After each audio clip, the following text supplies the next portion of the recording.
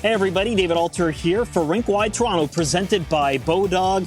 Make a play, Canada's choice for free casino games, sports odds, and poker strategies. And tonight, the Toronto Maple Leafs host the red-hot New Jersey Devils. That is not a pun I take lightly. They have won 10 straight games, and that has really been the surprise of the NHL. And so the Toronto Maple Leafs will have quite the tough test to see if they take them lightly because they are the New Jersey Devils. The Leafs are on a bit of a roll themselves, coming off a victory against the Pittsburgh Penguins on Tuesday. And because of that, there will be no lineup changes. Matt Murray will make his Scotiabank Arena debut. You remember, October 15th, he was scheduled to take on the Ottawa Senators, got injured in the warm-up, and there was a little bit of confusion this morning because it was a mandatory skate. The team did not practice the day before, and Matt Murray was on the ice for a little bit, but before the session started, he grabbed his water bottle and then took off, and then Ilya Samsonov was kind of early to leave the ice as well. So there was a bit of confusion of who's going to start.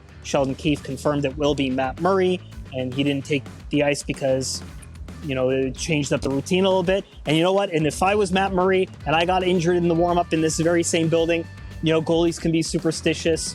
Why not change it up and do a little bit different so that there's no doubt that you could actually make your home debut in front of the crowd. So we will see Matt Murray in goal tonight in Scotiabank Arena right here for the first time this season since they acquired him from the Ottawa Senators in the summer. So Ilya Samsonov, an update on him, did mention he left the ice a little bit early, although that wasn't necessarily a bad thing. Sheldon Keefe says they're just working to getting him closer to 100%. Doesn't expect him back before the weekend. Wouldn't surprise us if we see Erik Källgren get another start between now and the end of the week as they try and keep tabs on Matt Murray's workload. And the lineup is going to stay the same as mentioned.